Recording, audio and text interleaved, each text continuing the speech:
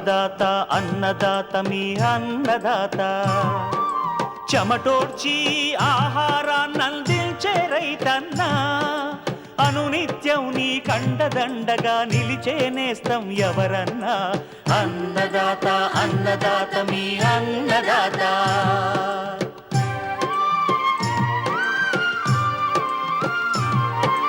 నూతన రీతుల సాగుబడికి నూరింతలు పెరిగే దిగుబడికి సూచనలిచ్చే సస్య రక్షణకు పశు పోషణకి శాస్త్ర విజ్ఞానం అందించి ముందుకు నడిపే తెలుగు రైతు భారతదేశానికి మకుటం అయ్యేలా తీర్చిదిద్దే ఆశయంతో మిమ్ము మేలు కొలిపేది అన్నదాత అన్నదాత అన్నదాత మీ అన్నదాత అన్నదాత అన్నదాత మీ అన్నదాత.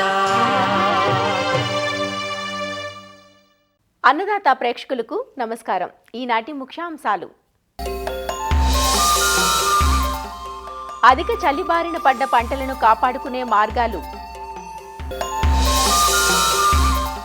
వేసవి వేరుశనగలో ఎరువుల యాజమాన్యం, పూత పిందె దశలోని మామిడిలో సస్యరక్షణ పద్ధతులు, ఇంకా జై కిసాన్ వ్యవసాయ సమాచారం.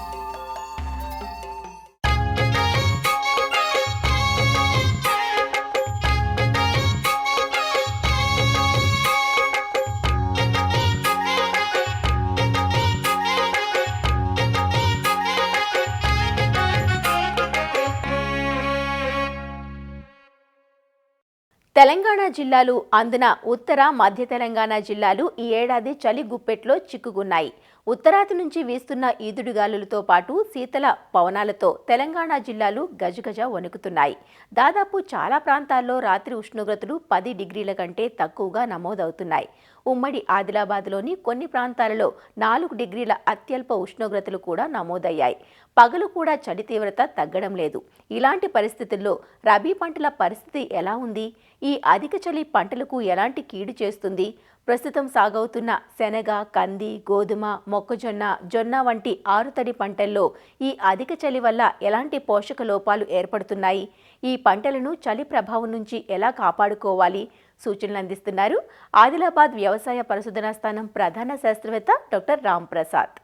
ఆదిలాబాద్ చుట్టుపక్కల జిల్లాల్లో మనం చూసుకున్నట్టయితే రాత్రి ఉష్ణోగ్రతలు చాలా తగ్గుముఖం పట్టడము, ముఖ్యంగా రాత్రి ఉష్ణోగ్రత అతి తక్కువగా ఈ మధ్యనే 4 వరకు కూడా నమోదు కావడం జరిగింది. ఉష్ణోగ్రతలు అంటే చాలా విపరీతంగా ఈ ఉష్ణోగ్రతలు తగ్గుముఖం పట్టడం వల్ల మరి ఆదిలాబాద్ చుట్టుపక్కల ప్రాంతాల్లో వివిధ పంటలపై దీని ప్రభావము ఏ విధంగా ఉంటుందని తెలుసుకున్నట్టయితే, ముఖ్యంగా మరి ఆదిలాబాద్ చుట్టుపక్కల ప్రాంతాల్లో ఈ రబీ సీజన్లో మనకి పంటలు చూసుకున్నట్టయితే ఇప్పుడు ప్రస్తుతము శనగ పంట, అలాగే కంది పంట, అలాగే మొక్కజొన్న, జొన్న ఇలా వివిధ పంటలు పండించడం జరుగుతున్నది.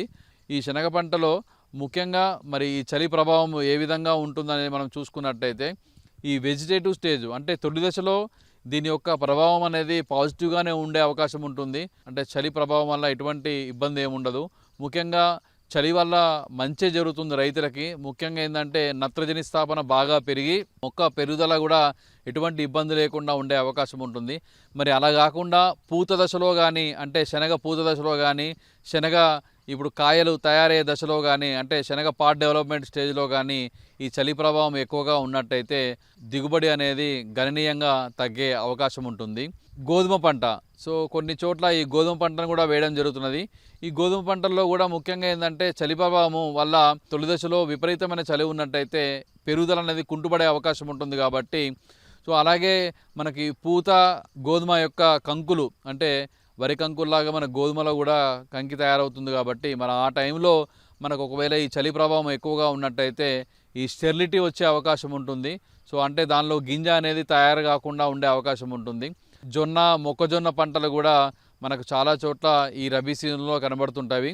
అయితే దీంట్లో కూడా ఏంటంటే తొలి దశలో మనకు చలి ప్రభావం ఎక్కువగా ఉన్నట్టయితే ఈ స్టంటెడ్ గ్రోత్, ముఖ్యంగా పోషకాల లోపాలు ఎక్కువగా వచ్చే అవకాశం ఉంటుంది. ముఖ్యంగా భాస్వరం లోపము, అనేది ఎక్కువగా మొత్తం కనబడుతుంది మనకి. ఈ పోషక లోపాల వల్ల కూడా మొక్క పెరుగుదల అనేది కుంటుపడే అవకాశం ఉంటుంది. అలాగే దాంతోపాటు ఏంటంటే ఇది ఒకవేళ ఫ్లవరింగ్ ఏదైతే జొన్న ఫ్లవరింగ్ టైంలో కానీ, లేకపోతే జొన్న కంకి తయారు చేసే దశలో కానీ, లేక మొక్కజొన్నలు అయితే తలసుంచు కానీ, మొక్కజొన్న కాబు అంటే పొత్తు తయారయ్యే దశలో కానీ మనకు ఈ చలి ప్రభావం ఎక్కువగా ఉన్నట్టయితే దిగుబడులు గణనీయంగా తగ్గే అవకాశం ఉంది. పూత దశలో ఈ చలి ప్రభావం ఎక్కువగా ఉన్నట్టయితే మనకు స్టెరిలిటీ కూడా వచ్చే అవకాశం ఉంటుందన్నమాట. వాటితో పాటు పోషక లోపాలు ముఖ్యంగా జొన్న మొక్కజొన్నలో మనం చూసుకున్నట్టయితే భాస్వరం యొక్క లోపం అనేది బాగా కనబడే అవకాశం ఉంటుంది. సో దానికి గాను ఏంటంటే 319 ఈ మనము పాలిఫీడ్ రూపంలో మార్కెట్లో దొరుకుతుంది. ఇది ఒక 10 గ్రాములు లీటర్ నీటికి కలిపి వారంకి ఒకసారి పిచికారి చేసుకున్నట్టయితే ఈ చాలా వరకు ఈ జొన్న కానీ మొక్కజొన్నలో వచ్చే ఈ భాస్వర లోపాన్ని మనం తగ్గించుకోవచ్చు. అలాగే కంది, మరి ప్రస్తుతం కంది చూసుకున్నట్టయితే మనకు వెజిటేటివ్ స్టేజ్లో ఉంది కాబట్టి మరి ప్రస్తుతం ఉన్న అధిక చలి వల్ల మొక్క పోషకాలు తీసుకోలేని పరిస్థితి వల్ల ముఖ్యంగా నత్రజని లోపము, ఐరన్ ధాతు లోపము అంటే మనకి ఐరన్ ధాతు లోపము కనబడడం వల్ల ఆకులన్నీ కూడా ఎల్లోయింగ్ అయిపోయి పండుబారిపోయి ఉండే అవకాశం ఉంది. పెరుగుదల కూడా చాలా వరకు కుంటిపడిపోయే అవకాశం ఉంది. కాబట్టి మరి దీన్ని దృష్టిలో పెట్టుకొని రైతులు ఎప్పటికప్పుడు అప్రమత్తమయ్యి ఈ నత్రజని లోపం రాకుండా 319 లాంటిది పిచికారీ చేసుకోవడము, లేదా లైట్గా మనము ఒకవేళ నీటి తడి ఇచ్చే అవకాశం ఉన్నట్టయితే నీటి తడి ఇచ్చి ఈ ఎరువులు రూపంలో ఎరువులు వేసుకోవడము, ముఖ్యంగా యూరియా పొటాష్ లాంటివి వేసుకున్నట్టయితే మనకు పంట ఎటువంటి ఇబ్బంది లేకుండా మంచిగా పెరిగే అవకాశం ఉంటుంది. అలాగే ఈ ఐరన్ ధాతు లోపానికి గాను చీలేటెడ్ ఐరన్ కానీ లేదా ఈ అన్నబేదిని కానీ నిమ్మప్పుతో కలిపి పిచికారి చేసుకున్నట్టయితే కూడా ఐరన్ ధాతు లోపాన్ని కూడా తగ్గించుకోవచ్చు. సో ఈ విధంగా వివిధ పంటల్లో చలి ప్రభావం వల్ల ముఖ్యంగా వేరు వ్యవస్థ అనేది స్తబ్దంగా ఉండి పోషకాలను తీసుకోలేని పరిస్థితి ఉంటుంది. కాబట్టి పోషకాల లోపాలను అరికట్టడానికి ఈ 319 కానీ అలాగే వివిధ సూక్ష్మ పోషకాలను కూడా మనం పిచికారి చేసుకున్నట్టయితే చాలా వరకు మనము పోషక లోపాలను తగ్గించుకుంటూ మొక్క పెరుగుదలను కూడా ఎటువంటి ఇబ్బంది లేకుండా చూసుకునే అవకాశం ఉంటుంది. అలాగే ఈ మధ్యన ఏంటంటే మనకు జొన్నలో మొక్కజొన్నలో కూడా ఈ కత్తెర పురుగు సమస్య కూడా ఇప్పుడే కనబడుతుంది. కాబట్టి మరి దీనికి గాను తొలి దశలోనే ఈ వేప కషాయము కానీ వేప నూనె వేప నూనె అయితే ఇది 1500 ppm వేప నూనె 5 ml లీటర్ నీటి కలిపి మనం పిచికారి చేసుకోవాలి. దాంతోపాటు ఒకవేళ మనకి ఈ కత్తెర పురుగు సంబంధించిన లద్దె పురుగు కనబడినట్టయితే ఎమామెక్టిన్ బెంజైట్ అయితే 0.5 grams లీటర్ నీటికి, అలాగే క్లోరాంట్రినిప్రోల్ అయితే ఈ 0.4 ml లీటర్ నీటికి కలిపి మనము ఆకు సుడిలలో పడేటట్టు మనం పిచికారి చేసుకున్నట్టయితే ఈ చాలా వరకు ఈ కత్తెర పురుగును కూడా తొలి దశలోనే నివారించుకునే అవకాశం ఉంటుంది. మరి ప్రస్తుతము ఈ రబీ పంటల్లో వచ్చే ఈ ఇబ్బందులను మనం ఎదుర్కోవాలంటే ఈ చలి ప్రభావం నుండి పోషకాలను దృష్టిలో పెట్టుకోవాలి. అలాగే అడపదడప పోషకాలతో పాటు ఎక్కడైతే నీరు ఇచ్చే అవకాశం ఉన్నట్టయితే నీరు ఇవ్వడం వల్ల కూడా మనము చాలా వరకు మనకు చలి ప్రభావాన్ని తగ్గించుకోవచ్చు. అలాగే ముఖ్యంగా ఈ సూక్ష్మ పోషకాల లోపాలను కూడా మనం ఎప్పటికప్పుడు సవరించుకున్నట్టయితే ఎటువంటి ఇబ్బంది లేకుండా మనము ఈ రబీలో పండించే వివిధ పంటల్లో కూడా మంచి దిగుబడులు సాధించడానికి అవకాశం ఉంటుంది.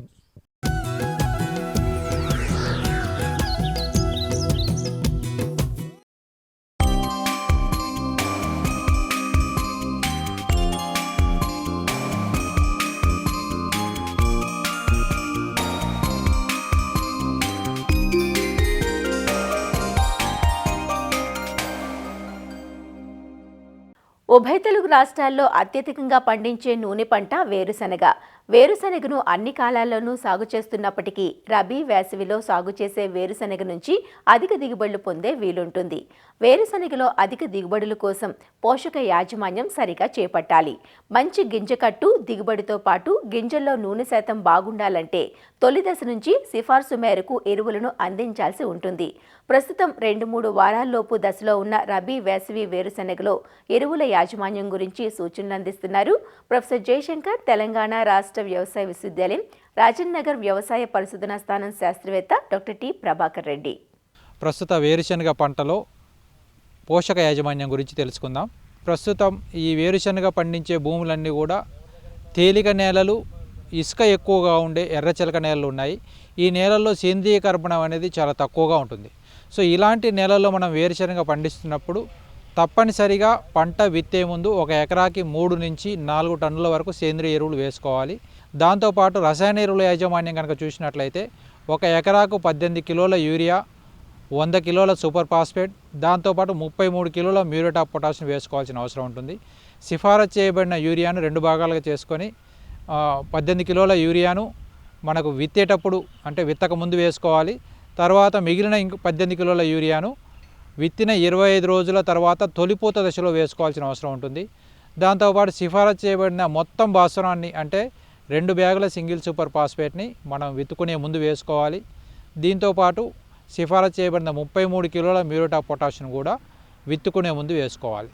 ద్వితీయ పోషకాలైన కాల్షియం మరియు సల్ఫర్ కూడా ఈ యొక్క వేరుశనగ పంటకు చాలా అవసరం.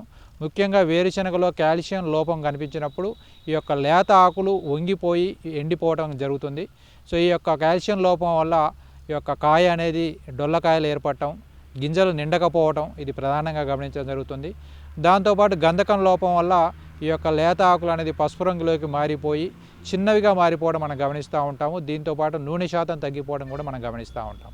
సో ఈ వేరుశనగలో కాల్షియం మరియు గంధకం లోపాన్ని నివారించుకోవడానికి పంట 45 రోజుల దశలో ఊడలు దిగే సమయంలో ఒక ఎకరాకి 200 కిలోల వరకు కూడా ఈ యొక్క జిప్సంను వేసుకోవాల్సిన అవసరం ఉంటుంది. ఈ జిప్సంలో కాల్షియం మరియు గంధకం ఉండటం వల్ల ఈ యొక్క లోపాలని అధిగమించి ఈ యొక్క కాయ అనేది నిండుగా రావటము, గింజ అనేది గట్టిపట్టడం అనేది జరుగుతుంది. దీంతోపాటు నూనె కూడా అధిక శాతం ఉత్పత్తి శాతం అనేది అధికంగా రావడం జరుగుతుంది. దీంతోపాటు సూక్ష్మ పోషక లోపాలు కూడా వేరుశనగలు ఎక్కువగా గమనించడం జరుగుతుంది. ఇనుపధాతు లోపం మొదటి 30 రోజుల్లో గమనిస్తుంది. ముఖ్యంగా నల్లరేగడి నీళ్ళల్లో అధికంగా తేమ ఉన్న పరిస్థితుల్లో, దాంతోపాటు ఎక్కువగా వర్షపాతం ఉన్న పరిస్థితుల్లో, పంట విత్తినప్పుడు ఎక్కువ వర్షపాతం ఉన్న పరిస్థితుల్లో ఈ యొక్క ఇనుపధాతు లోపం అనేది గమనించడం జరుగుతుంది. సో దీనివల్ల ఆకులన్నీ కూడా తెల్లగా మారటం, చిన్నవిగా మారటం, ఈ లోప తీవ్రత ఎక్కువగా ఉన్నప్పుడు ఈ యొక్క ఆకులన్నీ కూడా కంప్లీట్గా తెల్లగా మారి ఎండిపోవడం జరుగుతుంది.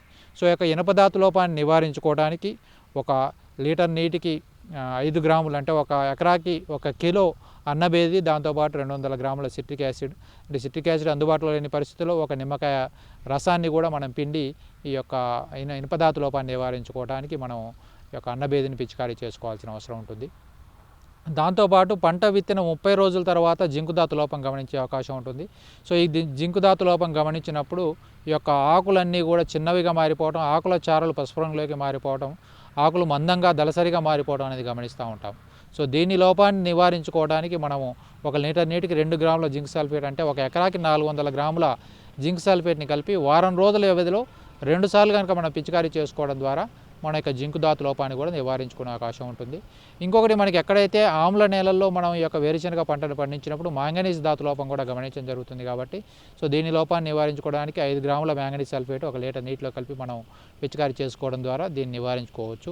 ఇంకొకటి ఎక్కడైతే మనం వేరుశనగని తేలిక నేలల్లో, తువ్వ నేలలో సాగు చేస్తున్నామో దీంట్లో 70% నేలల్లో బోరాన్ ధాతు లోపం గమనించడం జరుగుతుంది. ఈ యొక్క బోరాన్ ధాతు లోపం గమనించినప్పుడు ఈ వేరుశనగలో ఈ యొక్క ఆకులు చిన్నవిగా మారిపోవటము, కాయల మధ్యలో నలుపు రంగు రావటము, దీనికి సంబంధించిన ఆఫ్లాటాక్సిన్ కంటెంట్ అనేది పెరిగిపోవడం మనం గమనిస్తూ ఉన్నాం. దీంతోపాటు పూత రాలిపోవడం కూడా ఈ యొక్క బోరాన్ ధాతు లోపం వల్ల ఎక్కువగా గమనించడం జరుగుతుంది. కాబట్టి దీని ధాతు లోపాన్ని నివారించుకోవడానికి పంట విత్తేటప్పుడు 15 కిలోల బోరాక్స్ని మనము విత్తేటప్పుడు వేసుకునే అవకాశం ఉంటుంది. లేదంటే పంట పైపాటుగా మనం బోరాన్ ధాతు లోపం గమనించినప్పుడు 1 లీటర్ నీటికి 1.5 గ్రాముల బోరాక్స్ని కలుపుకొని మనం పిచికారీ చేసుకోవడం ద్వారా మనం 300 గ్రాములు 1 ఎకరాకి పిచికారీ చేసుకోవడం ద్వారా ఈ బోరాన్ ధాతు లోపాన్ని కూడా మనం నివారించుకునే అవకాశం ఉంటుంది. దీంతోపాటు ఈ యొక్క వేరుశనగ పంటలో విత్తన శుద్ధికి గాను మనం రైజోబియంతో కనుక విత్తన శుద్ధి చేసుకున్నట్లయితే 200 గ్రాముల రైజోబియంని 1 ఎకరాకి సరిపోయే విత్తనానికి మనం విత్తన శుద్ధి చేసుకున్నట్లయితే ఈ యొక్క నత్రజని స్థిరీకరణ జరిగి ఈ యొక్క నత్రజని మోతాదులు కూడా మనకు పంటకు అందే అవకాశం ఉంటుంది. కాబట్టి మనం రైజోబియంతో విత్తన శుద్ధి చేసుకోవటము, ప్రధాన పోషకాలు మరియు ద్వితీయ పోషకాలైన కాల్షియం, గంధకం, దాంతోపాటు ఐరన్, జింకు, బోరాక్స్ ఇవన్నీ కూడా, బోరాను ఇవన్నీ కూడా మ్యాంగనీస్. సో ప్రధాన పోషకాలు మరియు సూక్ష్మ పోషకాలు సరైన పరిస్థితుల్లో సరైన సమయంలో కనుక మన పంటకు అందించినట్లయితే వేరుశనగలు అధిక దిగుబడులు సాధించుకునే అవకాశం ఉంటుంది.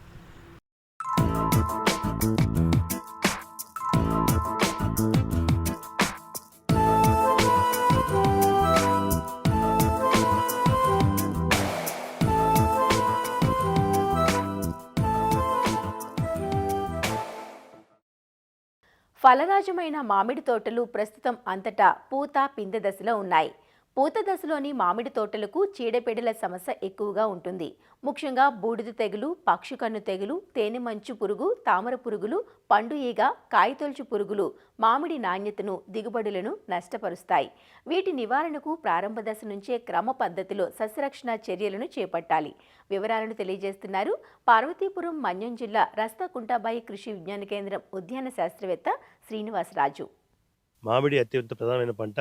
ఇది సుమారుగా మన రాష్ట్రంలో 3,50,000 పైన హెక్టార్లో సాగు చేయబడుతుంది. ఇప్పుడు ప్రజెంట్ మనకి ఈ పురుగులు తెగుళ్ళు వచ్చే అవకాశం ఎక్కువగా ఉంటుంది. అయితే మామిడిలో ఎక్కువగా వచ్చే తెగులు 2 రకాల తెగుళ్ళు. ఒకటి బూడిద తెగులు, 2 మచ్చ తెగులు. అయితే ఈ బూడిద తెగులు అనేది ఈ చల్లటి వాతావరణంలో మనకి ఎక్కువగా వ్యాప్తి చెందడం వల్ల జరుగుతుంది. మనకి అప్పుడే వచ్చిన ఈ పుష్పాల మీద కానీ, పుష్పగుచ్చం మీద కానీ, ఇవన్నిటి కూడా ఈ పానికల్స్ మీద కూడా ఇది వచ్చి పూతంతా మాడిపోయి మొత్తం రాలిపోవడం జరుగుతుంది. ఈ యొక్క బూడిద తెగులు నివారించడం కూడా మనం ఏం చేస్తామంటే, నీటిలో కరిగే గంధకం అనేది 2 గ్రాములు 1 లీటర్ నీటికి కలిపి, లేదా హెక్సాగోనల్ మందు 2 ml 1 లీటర్ నీటికి, లేదా మైక్లో బిటానిల్ మందు 1 గ్రాము 1 లీటర్ నీటికి, ఈ మూడిట్లో ఏదో ఒక దాన్ని మనం అవసరాన్ని బట్టి 1-2 సార్లు పిచికారీ చేసుకున్నట్లయితే బూడిద తెగులను మనం సమర్థవంతంగా నివారించవచ్చు. తర్వాత మచ్చ తెగులు. ఈ మచ్చ తెగులు ఏంటంటే ఆకుపైన, అదేవిధంగా మనకి పుష్పాలపైన, పుష్ప విన్యాసం మీద మనకి కనబడుతూ ఉంటాయి. ఈ బ్యాక్టీరియా మచ్చ తెగులు ఇబ్బంది పెట్టకపోయినా కూడా ఎక్కువగా ఉన్నట్లయితే మనకి కాపర్ ఆక్సిక్లోరైడ్ ఒక 3 గ్రాములు 1 లీటర్ నీటికి, లేదంటే స్టెప్టోసైక్లిన్ మందు 0.1 గ్రాము ఒక లీటర్కి మనం పిచికారీ చేసుకున్నట్లయితే చాలా వరకు ఈ బ్యాక్టీరియా ఆకుమచ్చల తెగులను మనం సమర్థవంతంగా నియంత్రించవచ్చు. అదే మనకు పురుగులు చూసుకున్నట్లయితే తేనె మంచు పురుగు కూడా తీవ్రత ఇబ్బంది మనకి ఎక్కువ కల్పించి ఎక్కువ పంట నష్టం కలిగించడానికి ఇది ప్రధాన పాత్ర పోషిస్తుంది. ఇప్పుడు నవంబర్ నుంచి డిసెంబర్, జనవరి, ఫిబ్రవరి, మార్చి, ఏప్రిల్ వరకు వచ్చే ఈ యొక్క పురుగులు అనేవి మనకి అప్పుడే వచ్చిన లేత ఆకుల మీద, లేత కాండం, పుష్ప కాండం మీద, అదేవిధంగా ఇన్ఫ్లోరెసెన్స్ మీద ఇవి రసాన్ని పీల్చి నీటి బంధువులను ఏర్పరిచి ఒక జిగురు లాంటి విసర్జన రావడం వల్ల ఈ ఆకుల పైన, అదేవిధంగా మసి ఏర్పడి మంగు అనేది రావడం వల్ల నాణ్యత గణనీయంగా పాడైపోయి, అంటే ఇంకా ఎక్కువగా ఉంటే అసలు పిండి కట్టే ఛాన్స్ లేకుండా పూత మొత్తం కోల్పోయే విధంగా ఇది చాలా ఇబ్బంది పడుతుంది. అయితే దీని నివారణకు మనం ఏం చేయాలంటే, ముందుగా మనము కలుపు అనేది లేకుండా మనం చేసుకోవాలి.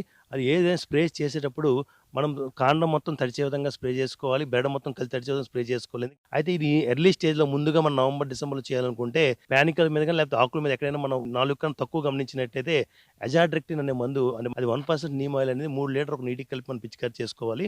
అదే ఒకవేళ 4 కన్నా ఎక్కువ మనకి నిమ్స్ అనేవి ఉన్నట్లయితే, అప్పుడే పూమగ బయటకు వస్తుందో ఆ స్టేజ్లో చూసుకున్నట్టయితే పెద్ద కెమికల్స్కి వెళ్లకుండా క్లోరిపైరిఫాస్ 2 ml 1 లీటర్ నీటికి కానీ, లేదా ఎటువంటి లాంబ్డా సైలోథిన్ కరాటి అని మందు దొరుకుతుంది, అది 1 ml 1 లీటర్ నీటికి మనం పిచికారీ చేసుకోవాలి.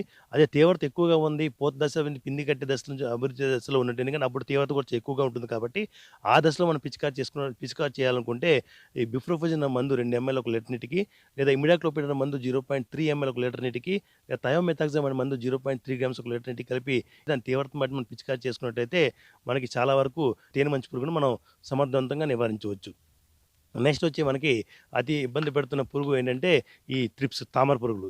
ఈ తామర పురుగులు అనేవి మనకి రీసెంట్గా కొన్ని సంవత్సరాలు బట్టి చిన్న పిందుల మీద, అదేవిధంగా పెద్ద కాయల మీద చేరి గోక్కి మొత్తం అంతా కూడా సపోటా రంగు వర్ణంతో గోకుగా వచ్చేసి మొత్తం అంతా కాయ నాణ్యత గణనీయంగా దెబ్బతీయడం వల్ల జరుగుతుంది. అది దీని నివారణకు ఏం చేస్తామంటే, మామిడిలో మనకి ఈ తామర పురుగులు ఉన్నాయా లేవా గమనించడానికి అక్కడక్కడ మనం బ్లూ స్టిక్కీ ట్రాప్స్ అని మనకి ఈ జిగురు అట్లు, బ్లూ కలర్ నీలిపు రంగు జిగురు అట్లు దొరకడం జరుగుతుంది. దాన్ని మనం అక్కడక్కడ మనం 4-5 కట్టుకొని, ఎప్పుడైతే ఆ అట్లకి అనేవి 100 కన్నా ఎక్కువ ఈ తామర పురుగులు మనం గమనించినట్లయితే మనం అప్పుడు మాత్రమే ఈ యొక్క ఫిప్రోనిల్ మందును 2 ml 1 లీటర్ పిచికారీ చేసుకోవాలి. అదే నెక్స్ట్ వచ్చింది ఏంటంటే మనకి ఈ కాయతొలుచు పురుగు, ఫ్రూట్ బోర్ అంటాము, మన వాడుక భాషలో దీన్ని గుత్తపుచ్చి పురుగు అంటాము. ఇది ఏంటంటే ఎక్కువగా మనకి ఏంటంటే ఈ ఎండు కొమ్మల్లో ఎక్కువగా ఉండడం జరుగుతుంది. ఇది కాయ చిన్న సైజులో ఉన్నప్పుడు ఏంటంటే, చిన్న పిండి సైజులో ఉన్నప్పుడు ఆ పైన కూర్చొని ఆ చిన్న సొనలా కారి ఆ గుద్ద నుంచి అంటే లోపలికి వెళ్ళడం జరుగుతుంది.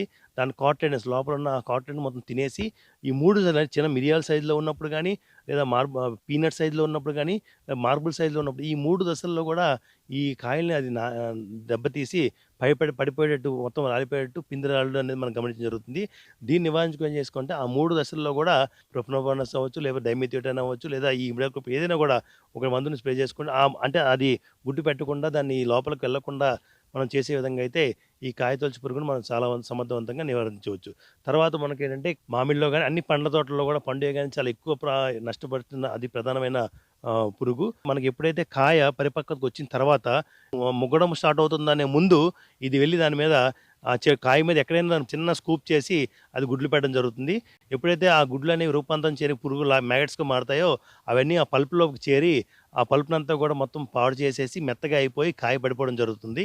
ఆ పడిపోయిన కాయలో ఉన్న పురుగు అనేది దాని యొక్క నిద్ర వ్యవస్థ అంతా కూడా ఆ భూమిలోని చేరి ఇబ్బంది పడుతుంది. కాబట్టి 2-3 దుక్కులు దున్నుకొని ఈ కలుపు లేకుండా చేసుకొని ఆ ప్యూపాన్ పైకి ఎక్స్పోజ్ చేయడం వల్ల దీనికి చాలా వరకు మనం తీవ్రతని అరికట్టవచ్చు. దాంతోపాటు ఈ ఫ్రూట్ ఫ్లై ట్రాప్స్ అంటాం. మనకి ఈ ఎర్రబొట్లు ఉంటాయి. ఈ ట్రాప్స్ అనేవి ఏంటంటే సుమారు 5 నుంచి 6 బుట్టలు ఒక ఎకరానికి అవసరం అవుతుంది. మనం ఒక 25 మీటర్ల దూరంలో అక్కడక్కడ పెట్టుకున్నట్లయితే సంతతిని కంట్రోల్ చేయడానికి చాలా వరకు ఉపయోగపడుతుంది. లేదా మనం చేయాలనుకుంటే మిథైలిజినల్ మందు మనకి దొరుకుతుంది. అది 2 ml తీసుకొని దాంతోపాటు ఏదైనా ఒక పురుగు మందు ఇంకా 2 ml తీసుకొని 1 లీటర్లో వేసుకొని పళ్ళెంలాగా ఏర్పాటు చేసుకొని ఆ పళ్ళెం 5 నుంచి 6 మీటర్ల ఎత్తులో మనం కట్టినట్లయితే చాలా వరకు ఈ మగ పండుగన ఆశించే పురుగులు అనేవి దానికి చేరి మనం దాని యొక్క ఉధృతిని దాని యొక్క సైకిల్ని రీప్రొడక్షన్ చేయకుండా సంపూర్ణంగా మనం ఈ పండుగని నివారించవచ్చు. ఇవన్నీ రాకుండా ఉండాలంటే ఫ్రూట్ బ్యాగ్స్ కట్టుకున్నట్లయితే మనకి మంచి నాణ్యతతో ఎటువంటి మకరము అదేవిధంగా తేజస్సుతో కలిగిన మంచి నాణ్యత గల కాయలు అనేవి మనకి మార్కెట్ రావడం వల్ల మనకి స్ప్రే ఖర్చు తగ్గుతుంది. దాంతోపాటు ఈ యొక్క క్వాలిటీ కూడా పెరిగి మామూలు ధర కన్నా ఒక 20%, 30% అధిక ధర వచ్చి రైతులు నాణ్యమైన పండ్లు అమ్ముకొని ఏదైతే మామిడి నష్టంగా ఉందని చెప్తున్నారో దాన్ని మళ్ళీ ఆరోగ్యంగా మంచి మార్కెట్ వచ్చే విధంగా చేసుకోవడానికి మంచి అవకాశాలు ఉన్నాయి.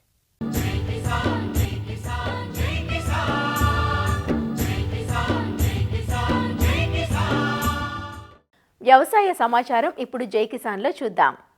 ఆంధ్రప్రదేశ్లోని ఉమ్మడి గుంటూరు జిల్లాలో ఖరీఫ్ ధాన్యం అమ్మకాలు ఊపందుకున్నాయి. కొనుగోళ్లకు అధికారులు కేంద్రాలను సైతం ప్రారంభించారు. అయితే ప్రభుత్వ నిబంధనలతో అధిక శాతం రైతులు ప్రైవేట్ వ్యాపారులను ఆశ్రయిస్తున్నారు. దీన్ని అదునుగా తీసుకుని వ్యాపారులు ధరలు తగ్గించేస్తున్నారంటూ రైతులు వాపోతున్నారు. ప్రస్తుతం బహిరంగ మార్కెట్లో 75 కేజీల ధాన్యం బస్తా 1500 రూపాయల వరకు ధర పలుకుతోంది. ప్రభుత్వ మద్దతు ధర 75 కేజీల బస్తాకు 1777 రూపాయలుగా ఉంది. ధరలు బాగానే ఉన్నా కొనుగోలు కేంద్రాల్లో ధాన్యం విక్రయించడానికి రూపొందించిన పలు మార్గదర్శకాలు రైతులకు ప్రతిబంధకంగా ఉన్నాయి. పండించిన పంట ఈ పంటలో నమోదు కావాలి. అంతేకాక ధాన్యంలో తేమ శాతం 17 ఉండాలి. అలాగే ధాన్యాన్ని సమీపంలోని రైసు మిల్లులకు తరలించాలి. అయితే యంత్రాలతో కోసిన ధాన్యంలో తేమ 25% వరకు ఉంటుంది. 17% వరకు రావడానికి 4-5 రోజులు సమయం పడుతుంది. వాతావరణం సానుకూలంగా లేకపోవటం, ఉదయం సమయంలో మంచు కారణంగా తేమ తగ్గటంలో జాప్యం రైతులకు ప్రతికూలంగా మారుతోంది. దీంతో ప్రైవేట్ వ్యాపారులను ఆశ్రయిస్తున్నామని రైతులు చెబుతున్నారు. మాకప్పుడు మరీ వచ్చేసి దారుణం అండి. 1350, 1320, 1360 నడిచింది మార్కెట్. ఇప్పుడు కత్తి ఈ గవర్నమెంట్ కొనుగోలు మొదలుపెట్టినాక ఈ 1500, 1520 అట్లా నడుస్తుంది ఇప్పుడు మార్కెట్. బయటికేనండి గవర్నమెంట్ ఆడొస్తున్నారండి.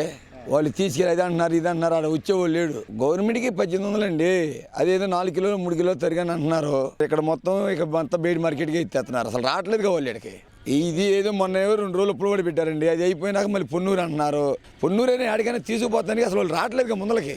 ఒక్కొక్క ఎకరానికి వచ్చి 22,000 కాంచి 25,000 దాకా లాస్ వచ్చింది. ఇప్పటికి దిగుబడి ఏమో 33, 34 వస్తున్నాయి దిగుబడి. పెట్టిన పెట్టుబడి కౌళ్ళే పెచ్చైపోయినాయి. గవర్నమెంట్కి ఎంతమంది నమ్మింది? మొత్తంగా 5-6 కూడా అమ్మలేదు ఊరి మొత్తం మీద. 8 ఎకరాలు 32, 33, 34 అట్ట అవుతుంది. అప్పుడు 13, 1330, 1340 అట్టుంది. ఇప్పుడు పెరిగింది కొద్దిగా. ఎక్కువ మంది ఇటే పోతున్నాయి బేటకే. ఇదే ఈ రైతు భరోసాకి బాధపడలేకనే వాళ్ళు తేమ అని పేడం తెస్తున్నారు. గోతాలు లేవు అంటున్నారు. ఆఫీసర్లతోటి మనం పరిచయం ఉండోళ్ళు కావాలి. దానికి ఇవన్నీ రిస్కులు పడలేకనే ఎట్ట వదిలించుకుంటున్నాం. 200 తేడా ఉంటుంది కదా, మరి 200 కోసం చూసుకుంటే మరి మనం రిస్కులు పడలేం కదా. 17% రావాలంటే గవర్నమెంట్ కొనాలంటే 1800. మళ్ళీ ఏడ లోడింగ్ ఖర్చులు, అన్లోడింగ్ ఖర్చులు అన్నీ మనయ్యాను. ఏడం 1500-1600 చేసుకుంటున్నారు. ఈ బాధలన్నీ ఏడబడతాను. రైతుకి రిస్క్ తీసుకోలేడు కండి. 17% వడ్డు వచ్చింది నాకు ఏడ ఆరబడతా. తల ఒక 4 ఎకరాలు 10 ఎకరాలు పొలం ఉండడం. మరి ఖాళీ స్థలాలు లేవు. ఏడబోసుకొని వాళ్ళకి ఎండిన దాకా ఏడుంచుతాం. 100 రేట్ అంటే ఆరితే మరి ఒక బత్తా తగ్గిద్ది. బత్తా 1500 కలుగుతుంది. 30 బత్తాలకు 30 రోజులు అంటే ఎంత పోతాయి? మరి పైన వాతావరణం బాగోతే 1,00,000 రూపాయల సరుకు ఆగమైపోయింది. ఈ ఏడాది అక్టోబర్, నవంబర్ మాసాల్లో సంభవించిన వర్షాలు రైతులకు పెట్టుబడి భారాన్ని పెంచాయి. దీనికి తోడు మొంతా తుపాను ధాటికి కొంతమంది యంత్రాలతో కోతలు చేయించి తక్కువ ధరలకే పంటలను విక్రయించుకున్నారు. ఆ తర్వాత ధరలు కొంతమేరకు పెరిగినా మద్దతు ధర దక్కని పరిస్థితి. పంట కొనుగోళ్ల విషయంలో నిబంధనలు సడలిస్తేనే రైతుకు మేలు జరుగుతుందని సాగుదారులు కోరుతున్నారు. మరిన్ని విభిన్నాంశాలతో రేపటి అన్నదాతలో మళ్ళీ కలుసుకుందాం. నమస్కారం.